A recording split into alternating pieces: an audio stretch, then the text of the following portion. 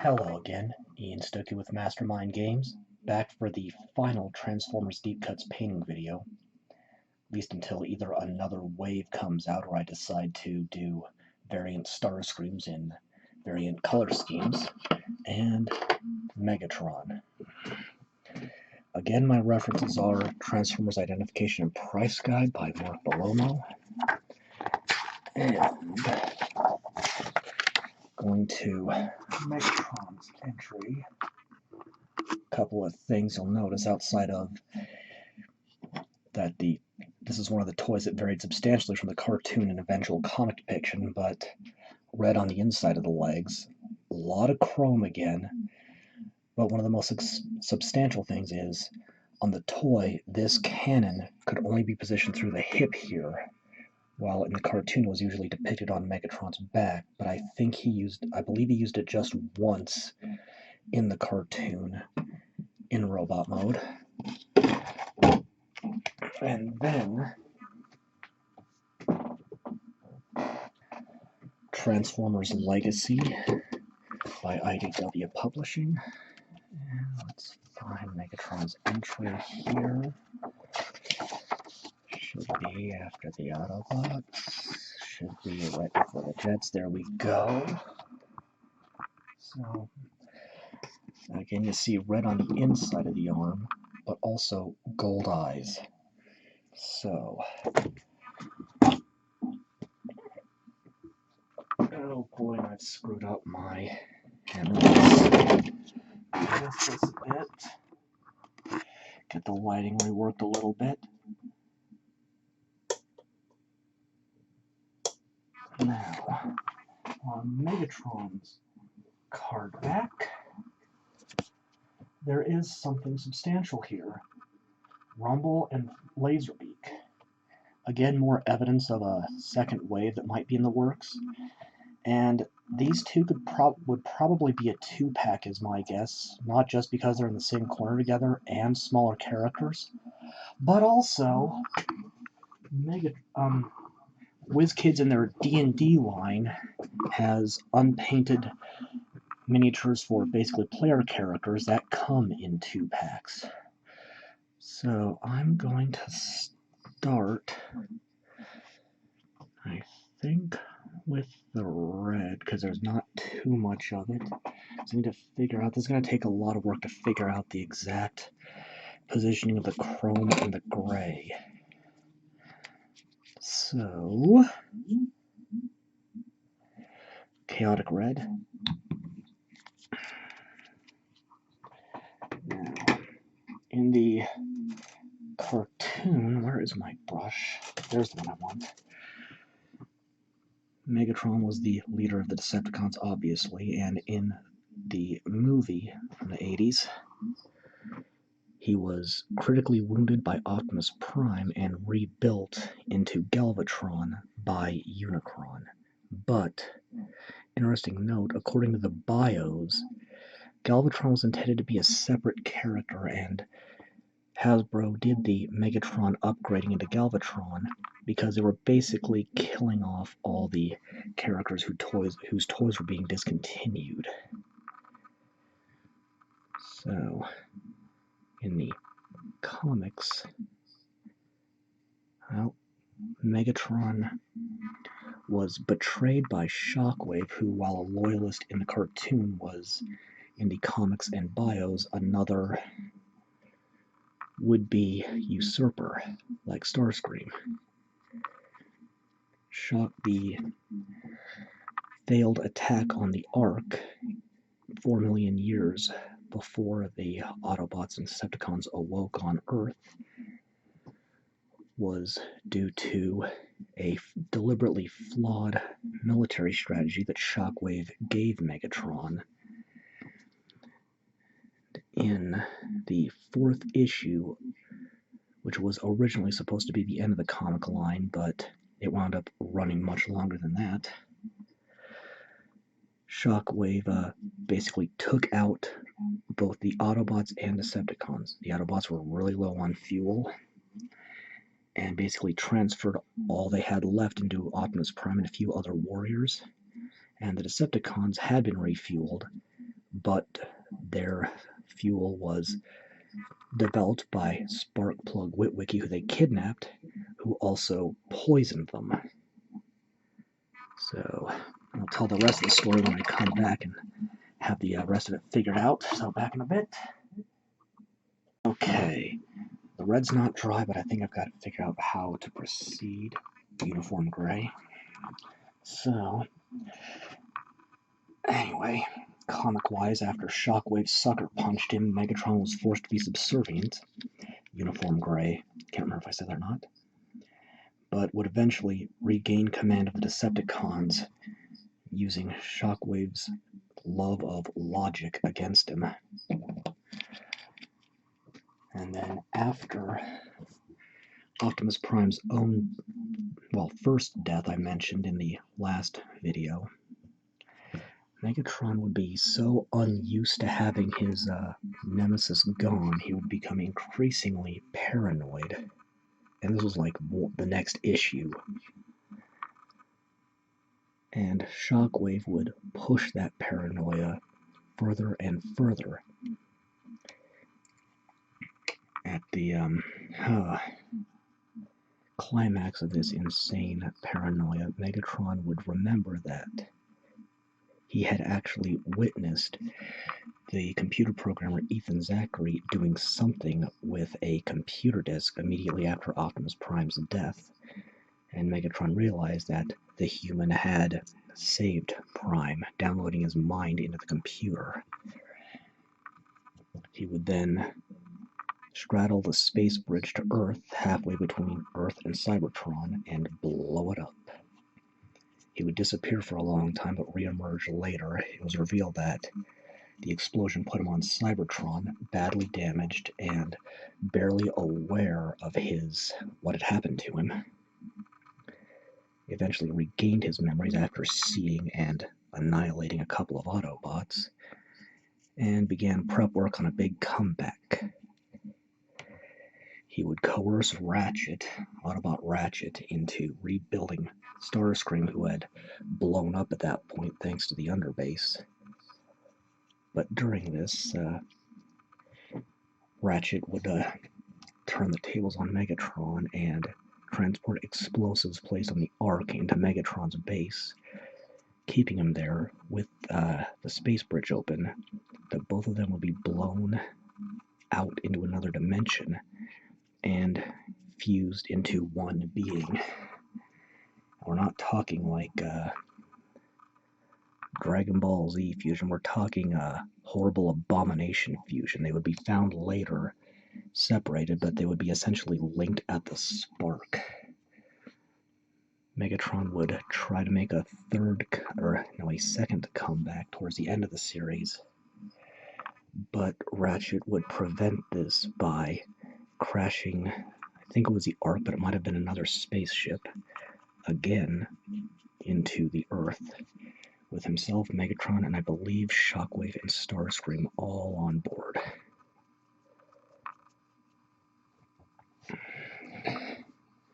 And actually, Ratchet turned out to be Megatron's nemesis, perhaps more than Optimus Prime to a certain extent. After the initial 4-issue stint, Ratchet would be the only Autobot that wasn't captured by Shockwave. And he would make a deal with Megatron, one of those making a deal with the devil, to get the Autobots back. But he, knowing Megatron would likely betray him, he found the Dinobots, which the Ark had dispatched during the Age of the Dinosaurs when Shockwave showed up in ancient times, making his first attempt to capitalize on the flawed strategy he gave Megatron.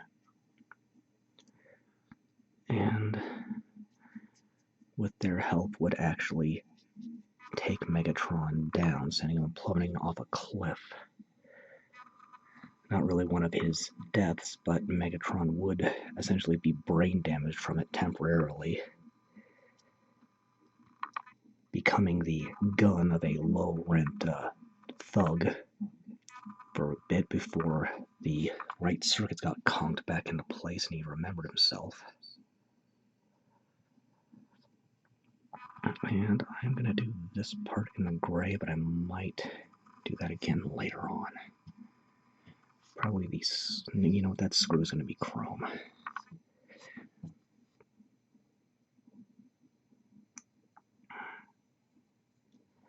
So overall, a simpler color scheme from, I would say overall, a simple color scheme about on par with the Optimus Prime, but there's going to be a lot of different lighting effects once I get into it. For now, I'm just going to keep doing this.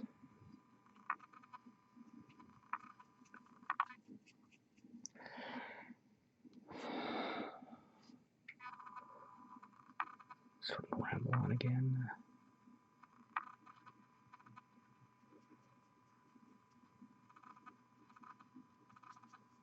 Okay, that's it for the gray.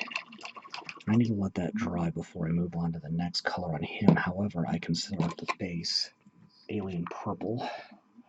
This one gave me a lot of trouble when I did Starscream's base, so let's see if I have better luck this time. I'm going to try a flathead brush. First off, a little wider than that.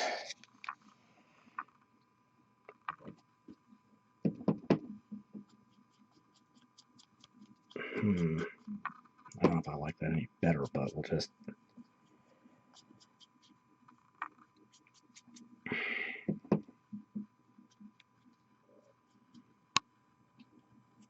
go with that for now.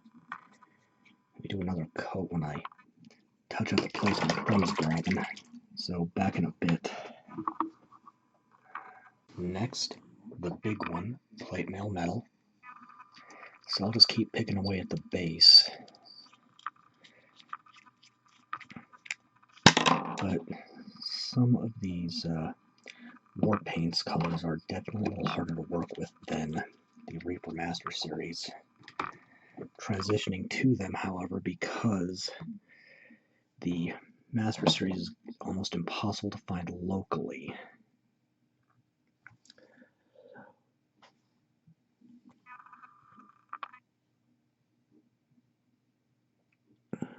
Again, a lot of chrome. One interesting thing to note is the Legacy book I showed earlier shows not just G1 but Generation 2 package design and artwork, but also some international stuff too, including a Japanese variant of Megatron that came with a sword, apparently, but also had blue instead of red.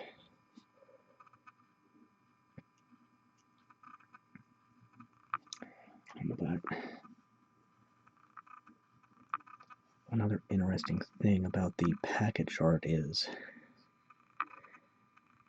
outside of the Bayformers movies, there's not a whole lot of what you would consider destruction going on. Not in the cartoon, not too much in the comic book either, but on the package art, specifically the big showpieces for each wave showing that year's toys, there would be these big battle scenes. And on some of them, it clearly shows cities more or less being nuked from orbit. You see coastlines with skyscrapers and cityscapes with big craters in them, while the Autobots and Decepticons fight in low orbit. So an aspect that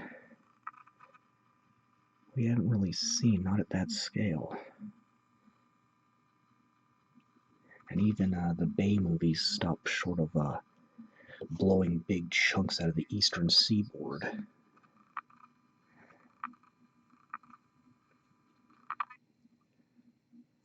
And even in the comics,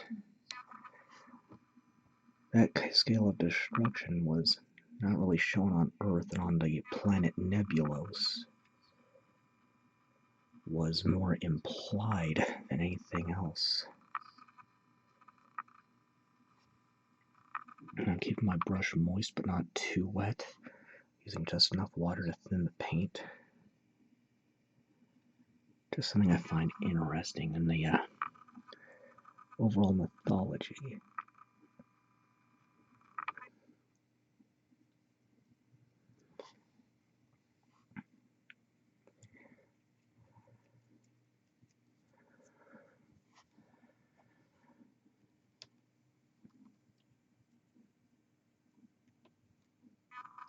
Being real careful around the red here. I don't want to nick that as I get the silver on the arms and shoulder.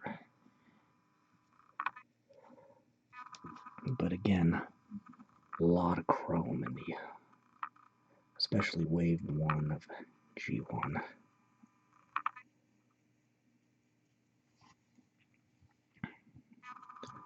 Interesting note, the fusion cannon, Megatron's arm in the toy, was just an optical sight.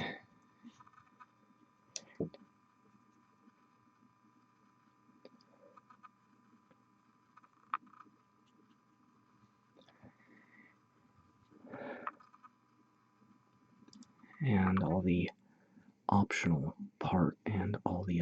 parts that made Megatron into the full, more impressive looking gun in the cartoon were included with the toy and could be combined with the cannon here into what I'll best describe as a stationary artillery piece that Megatron in robot mode could operate.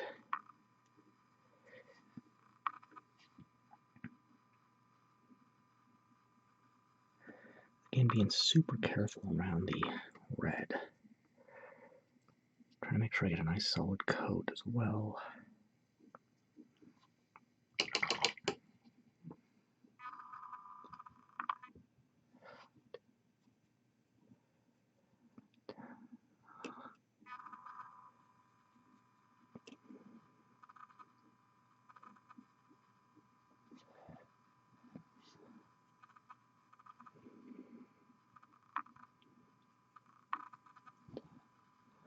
Trying to grip only by areas that are completely dry or that I haven't painted yet. This would be easier if it were mounted on the base, but that's not possible. Not with me doing that grid pattern on the base. Then his feet are going to be both flat on the ground, so I don't need to worry about painting that. Well, maybe a little, just because I think he's going to end up overextending past the edge of the base. So I'll at least do a base coat and shade on his feet. I think I gripped somewhere I shouldn't have.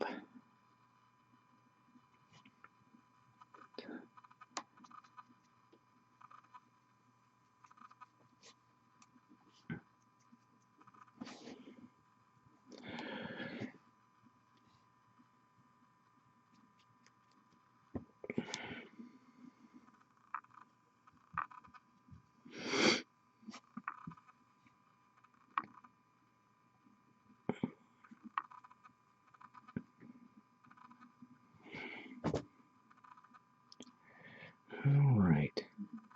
Well, that's just going to leave the black, so I'm going to let that dry completely just so I have a place to grip him while I do that. So back in a minute.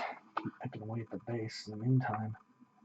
Alright, last base coat, Stormy Gray 09088.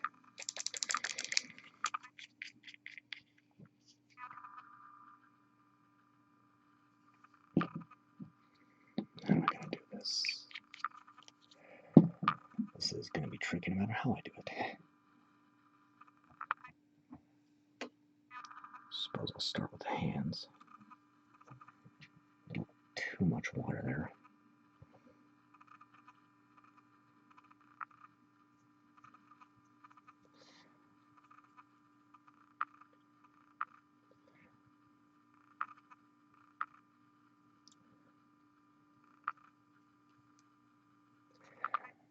Doesn't matter if I nick the cannon, that's going to be this color as well.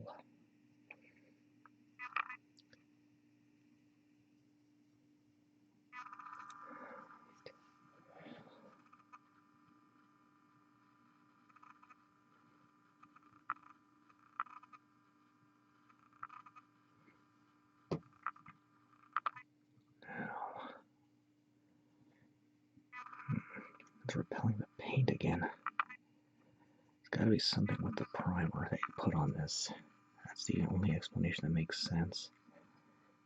This isn't a model I primed myself, so that's gotta have something to do with it.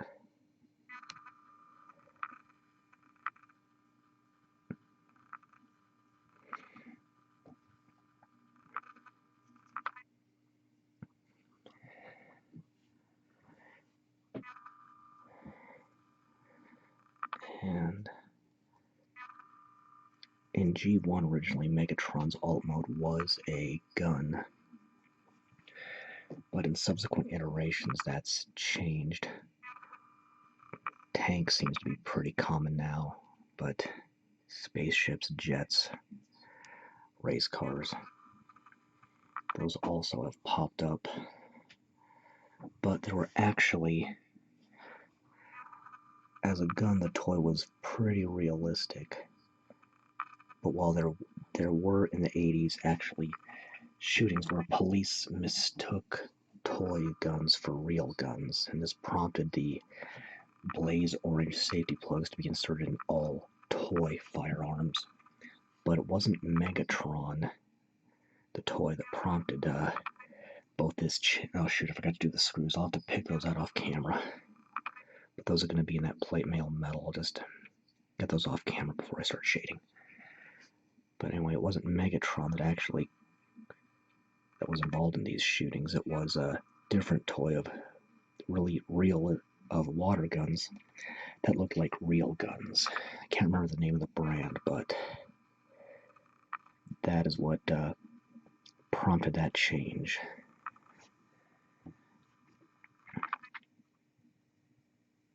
Perhaps even more relevant now in the wake of all these mass shootings that have been going on lately. There was almost one a week in the States for a while there. It's just... yeah, we'll stop this compressed train of thought right here, but it's just disturbing. It has as much to do with social isolation as anything else, but that is my opinion, however.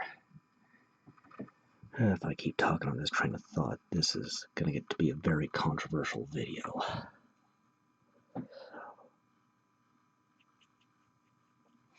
Now, the gun on the fusion cannon on the toy was pretty much flat black as well as in the cartoon, but I'm going to be picking out some substantial lighting effects here.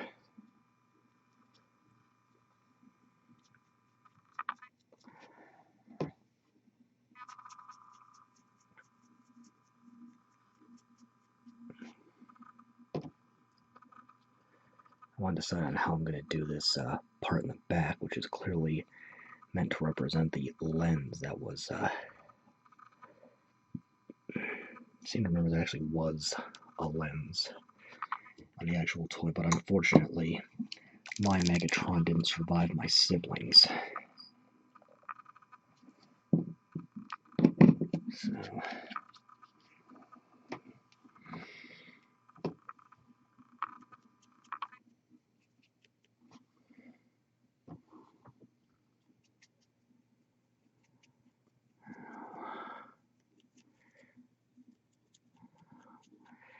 now, I had mentioned Generation 2 before, which the toy line was largely just re-released repaints of the original toys. There was a short-lived comic book tied to it, though, by Marvel. I never got more than a few issues, but it actually had its origins in the G.I. Joe comic that was still going on, with another crossover where Megatron, after crashing into Earth again courtesy Ratchet, began trying to hunt down any surviving Decepticons to gather them to his cause again, and stumbled across Destro's castle, which could transform between a standard castle looking mode and more of a bunker mode,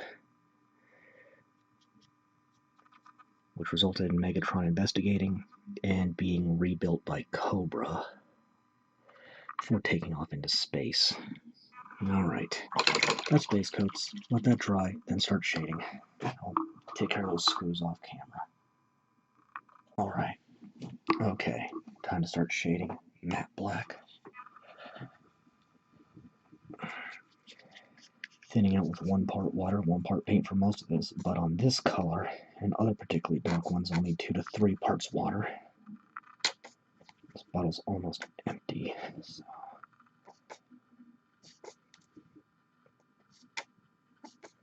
Come on. There we go, that might be enough.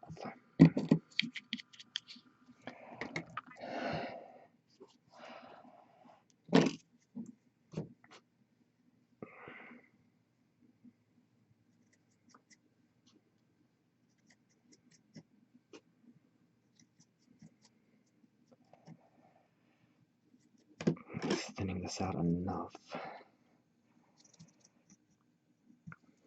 So if you go too dark, you'll end up muddying up all your colors. Start on the panels on the hips.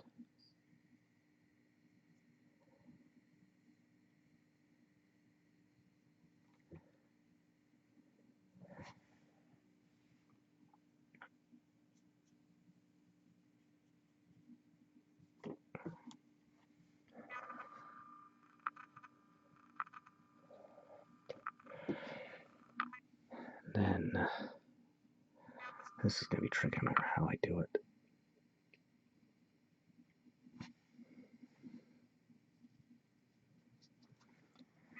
Being careful around the screw, which I did get off camera.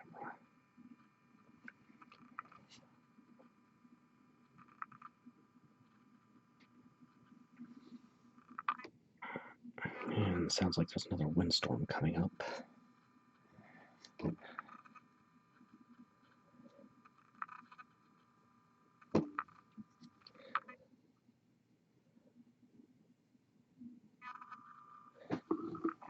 not dropping. Oh boy, and I've dropped 300 frames.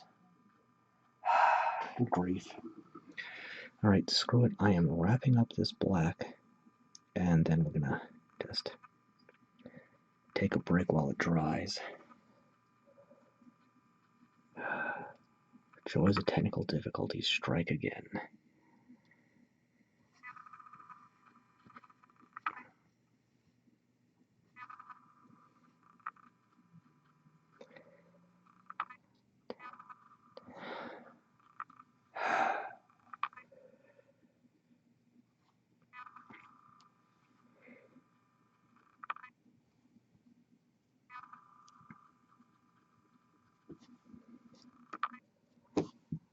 Thinning that out a bit. Keeping the brush nice and wet. Don't know why I'm getting the inside of the barrel because that's going to be lit up anyway, but I suppose just for consistency's sake.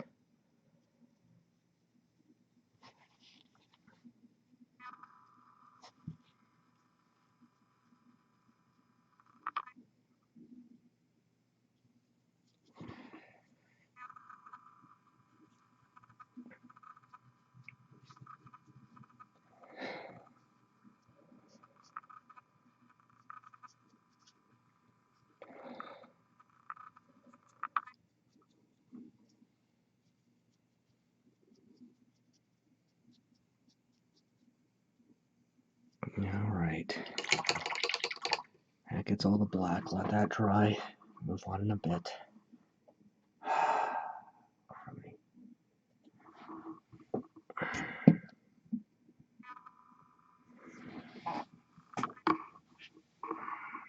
Oh, come on. Next, Stormy Gray 09088.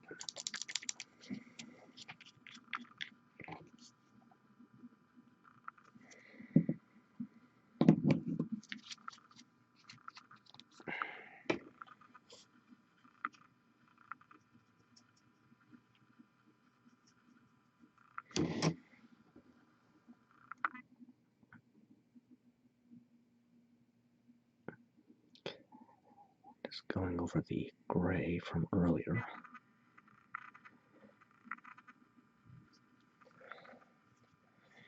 This will end up getting a little tricky when I get to the legs, but it'll be fine.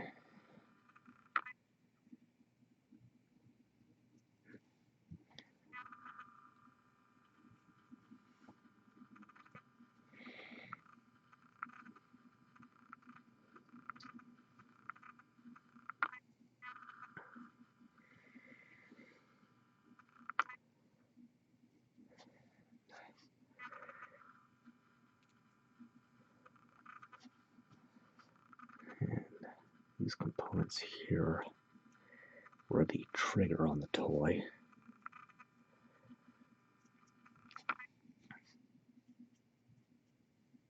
Was actually the waist being the trigger itself, in a very literal sense.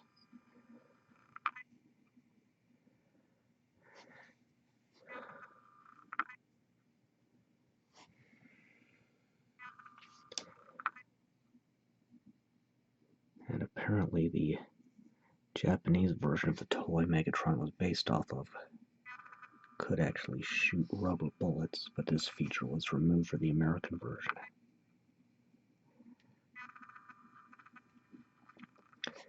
Again, in getting into that conversation from a previous video about how the Transformers as a toy line came to be.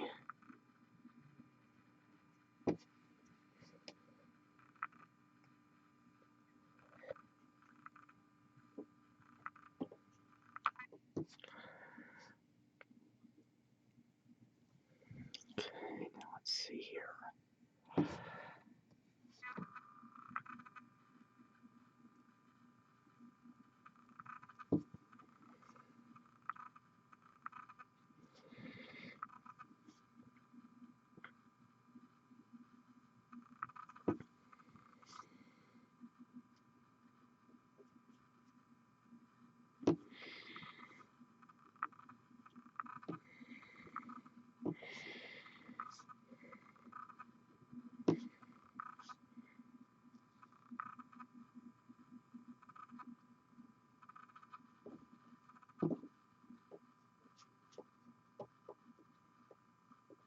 Okay, that's going to leave the silver and the red. And I can't do two at once on this one, unfortunately, so. Or, no, yeah, I have to do the silver, I have to do the red, so back in a bit. Okay, Blackened Steel 09205.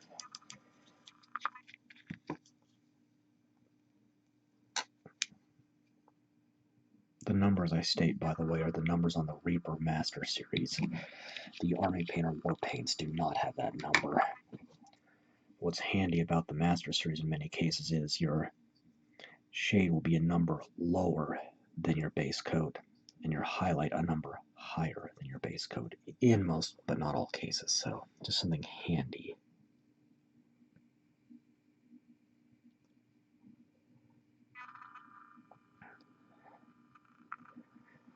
You know, I'm torn if I want Megatron's mouth lit up or not, but I do kind of like how dark that is right there. Let's see what it looks like when it dries, and then I'll make a final decision.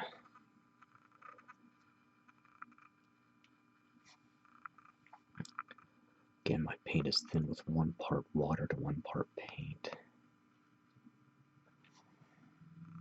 I'm trying to stick to just one area at a time right this minute. Will help me keep track of where I've been and what I still need to do.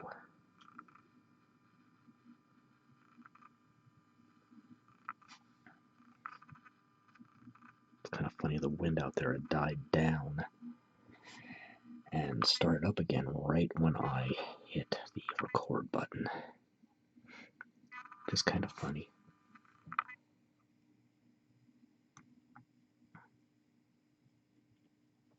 Keep my brush really wet here.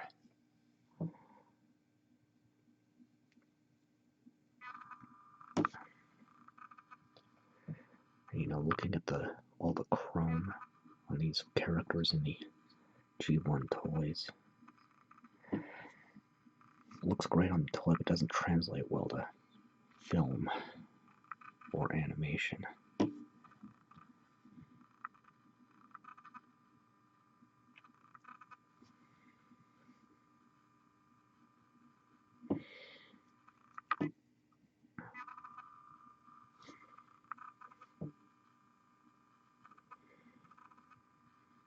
Being real careful here where the forearm connects to the cannon.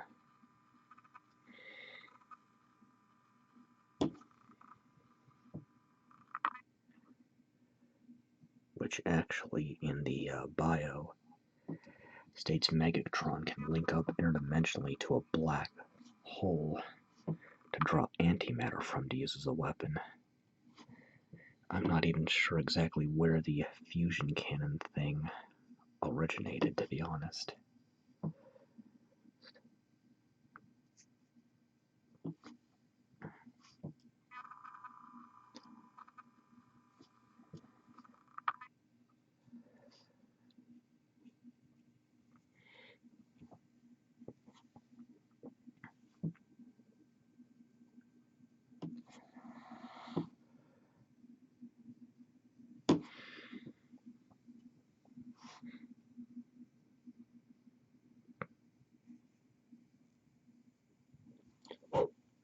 I don't know why there's a little... This is the kind of hole you'd expect to see on a toy for a peg on a display base to fit into, but I don't know why they're on these models.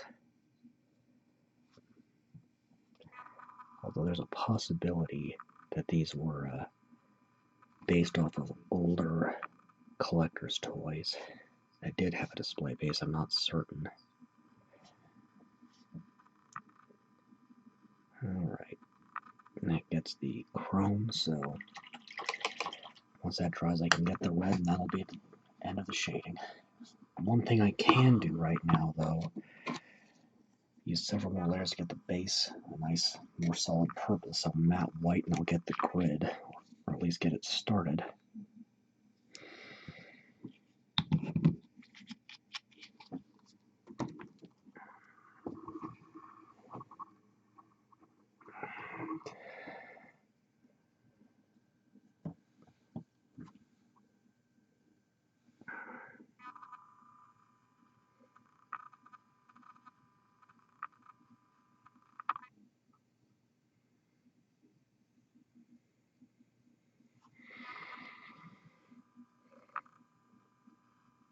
I'm just kind of eyeballing this spacing. I think I've got a little too much water in here.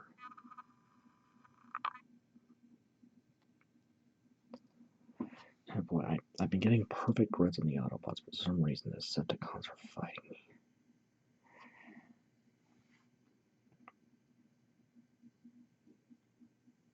My paint is a little thick on the brush here. Okay, that's a start. If everything dries up, I'll get the next round. Okay, last shade, Red Brick 09001.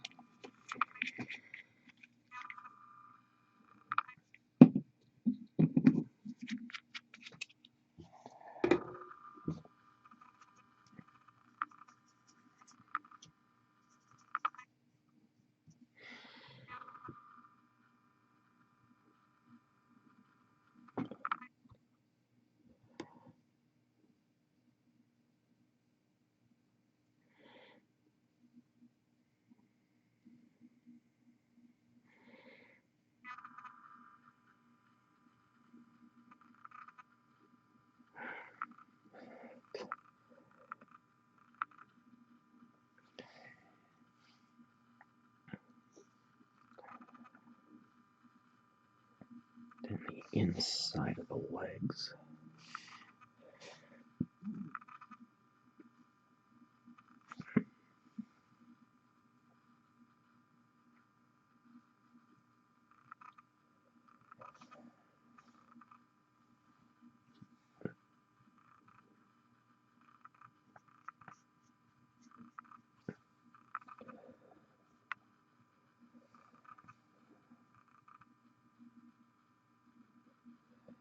Alright.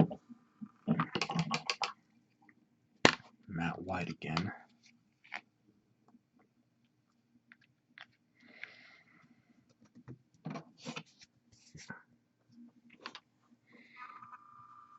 And I can attempt to finish the grid.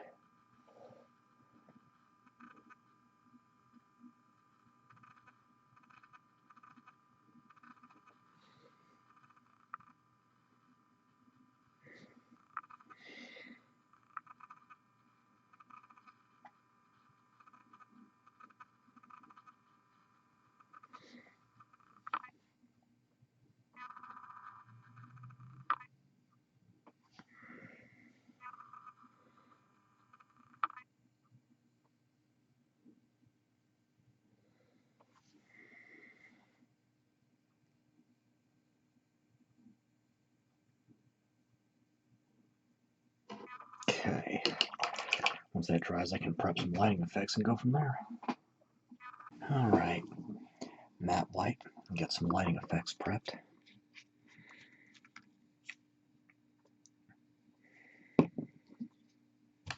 Oh, I'll need a little more than that. A little more than that.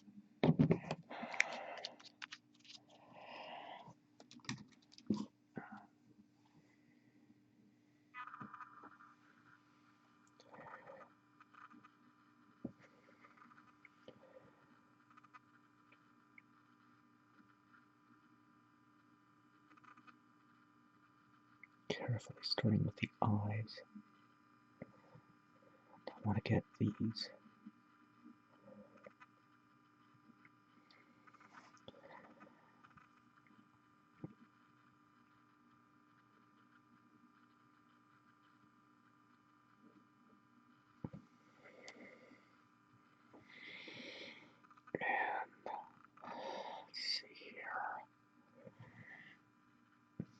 Yeah, I think that's it for the front. Yeah. Gonna get the inside of this cannon.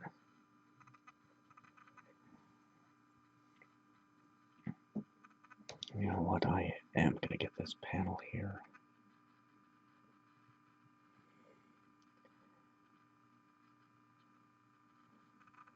And these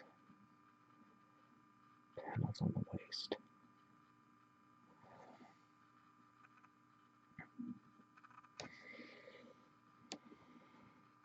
Now, bottom side of this cannon as well.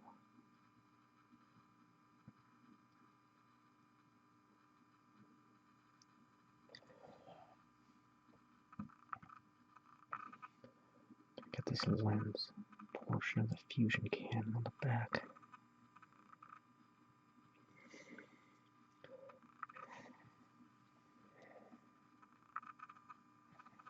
And the barrel.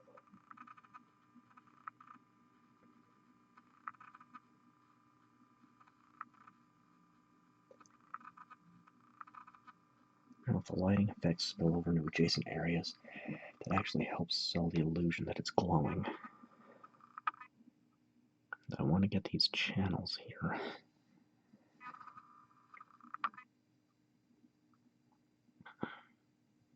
Because this is a weapon that errs on the side of extreme overkill.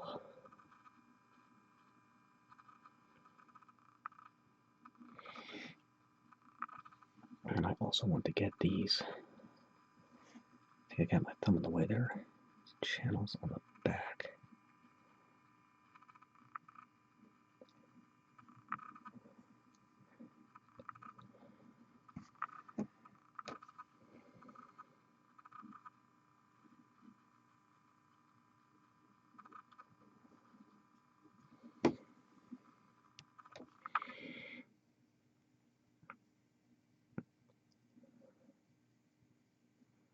And as soon as that dries up, let's see, is there anything else I want to do? You know what, I think that's enough. So once that dries, I can light them up. Alright, things are dry. New gold 09051. Again, on the toy, Megatron has actual golden eyes. 2 to 3 parts water to 1 part paint for lighting effects. Overall, the key is for some of the light to be showing through.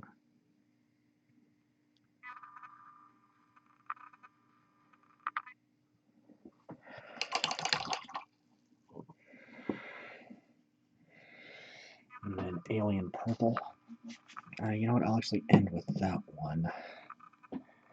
A little leaf green 09011. Which is plugged up, so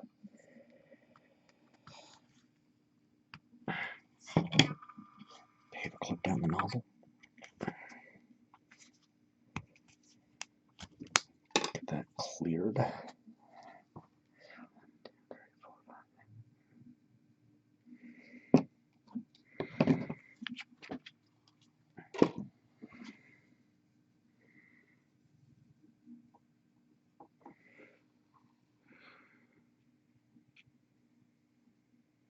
that here, and I think these two here. Let's see, Vampire Red.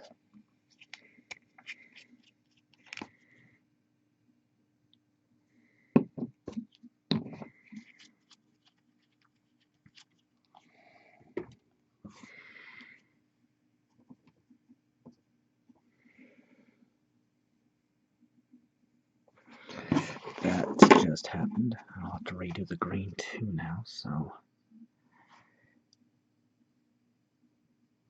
carefully fill in the red there. Then I will do here as well. Go back into the green and touch that up there. And Ultramarine blue.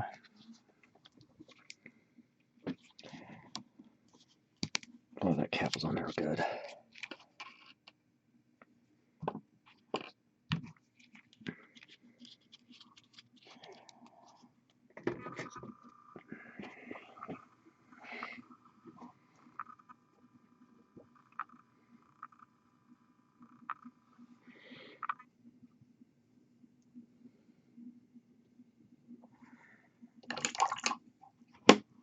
Sun Yellow 09008.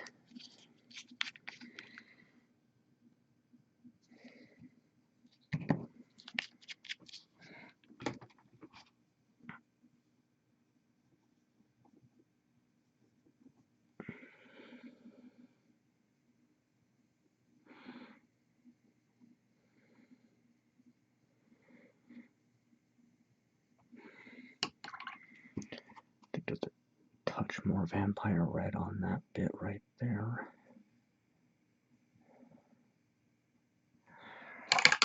Now the Alien Purple.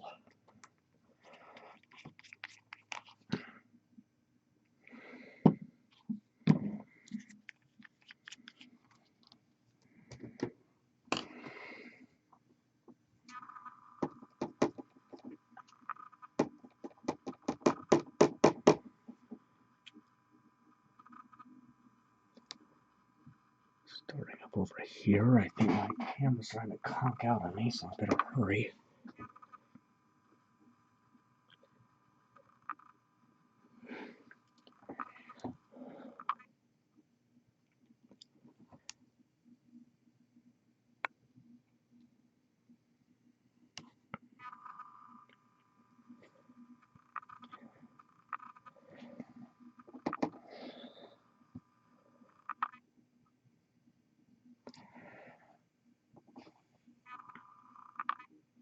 And it looks like my hands are starting to get tired as well, so boy, a little twitchy, so let's just try to get this wrapped up here.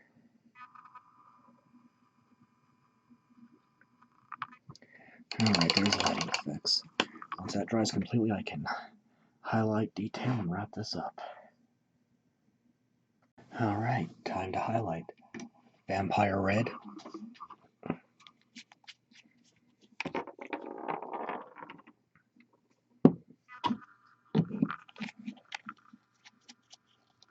No water, straight paint only. Using a ragged feathered brush, something like this. Straight paint. Rub most of it out on a paper towel till it looks like there's nothing left. Then dust the area to be affected, going against any raised edges.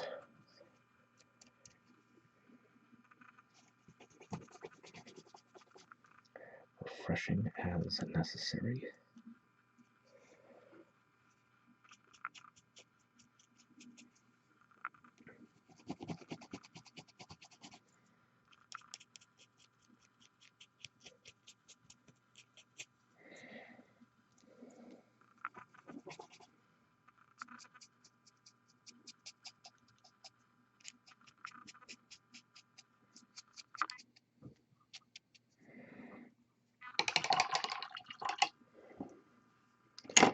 True Silver 09207. Yep, this one's next.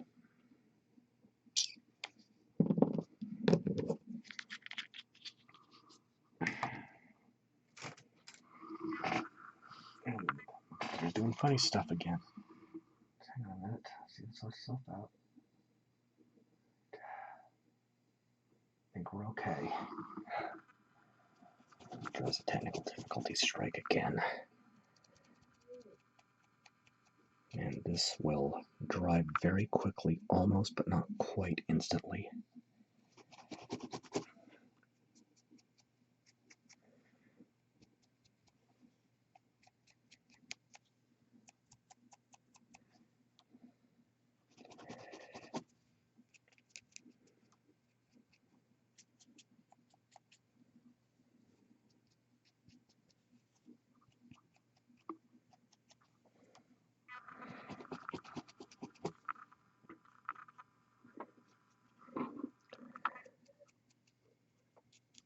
Doing one section at a time.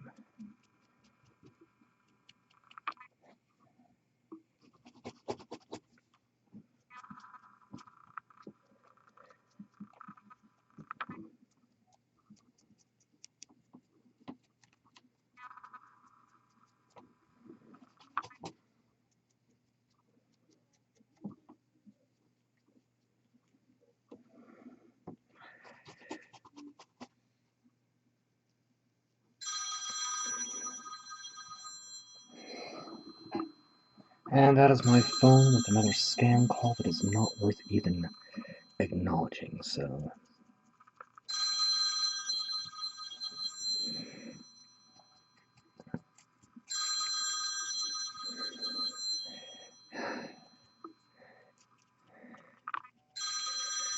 So that can just ring, that can just be ignored,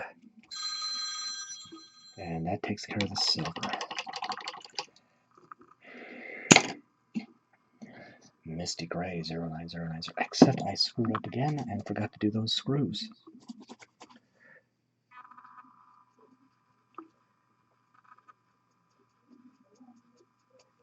There, now we're cool. Now Misty Gray 09090.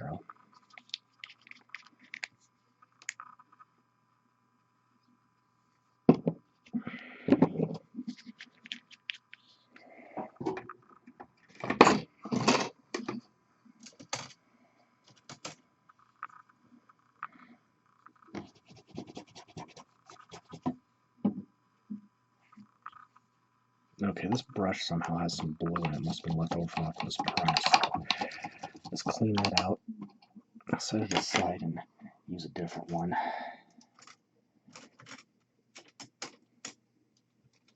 This might work.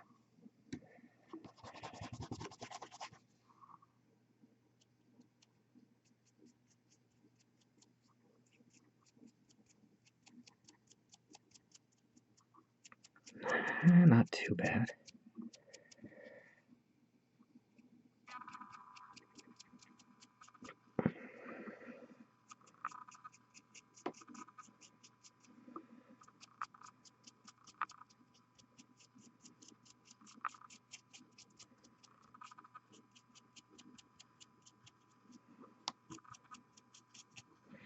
Again, going against the edges to help catch the paint better. And it's still acting up.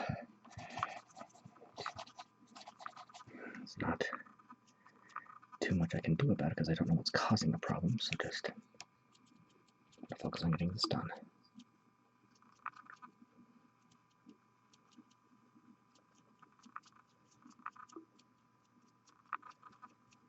Okay.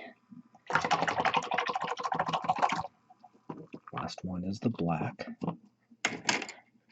Highlighting that with uniform gray.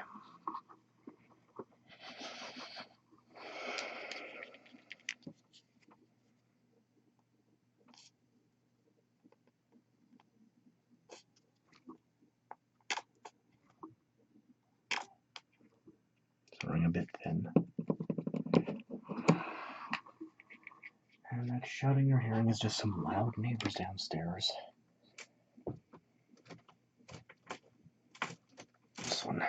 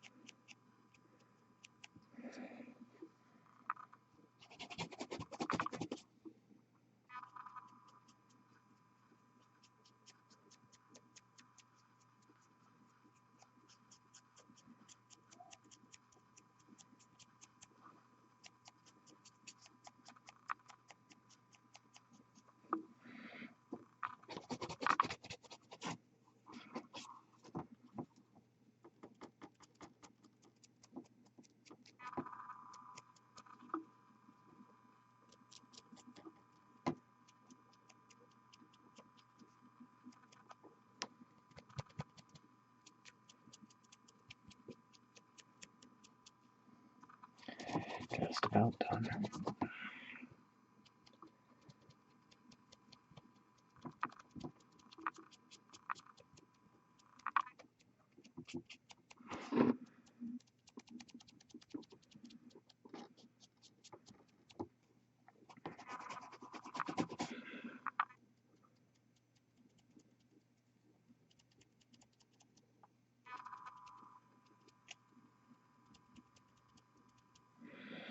Okay, that's got the highlighting done. Last step is going to be to add a Waterslide Decal and glue to the base. I just have to wait for this to dry completely. It's back in a minute. Alright, now to get a Waterslide Decal on. I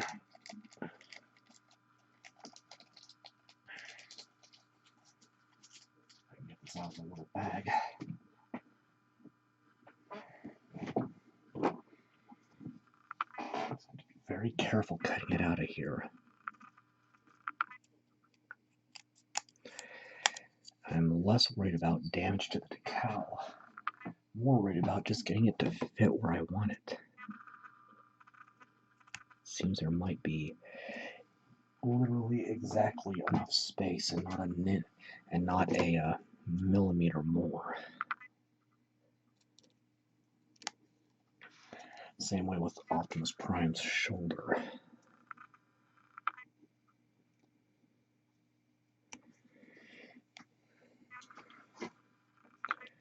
Just carefully trimming this down right to the absolute limit here.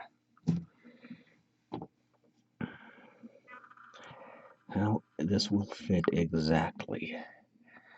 So I need to soak this in water for about 30 seconds. So.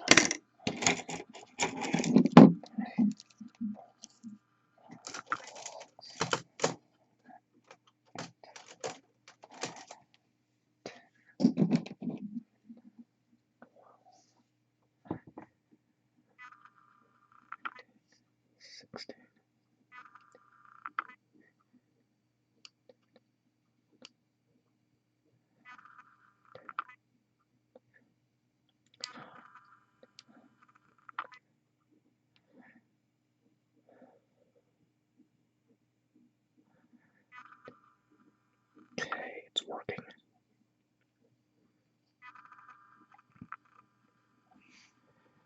Very, very carefully get it out of there. Some more carefully. Get it on Megatron. A little more water here. This is just to move it around, get it positioned exactly where I want it. Okay. Looked out and got that done pretty quickly. Take the towel and just blot that out. Absorb all the excess water. And there we go. That looks great. Now, cyanoacrylate super glue. Be super careful about not touching the chest until. So, get that down there and on the foot. Be careful about not touching that chest until it's varnished. Getting on the base. I'm just going to hold that for several seconds. Another 30 seconds, give or take. So.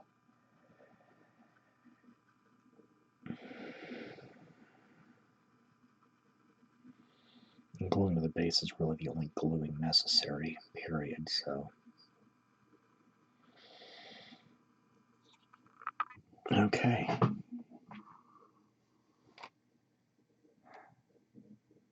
And I'm dropping hundreds of frames a second. Great. But that is, oh boy. Well, I hate to end it on this, but I don't have much choice. Because my computer's acting up.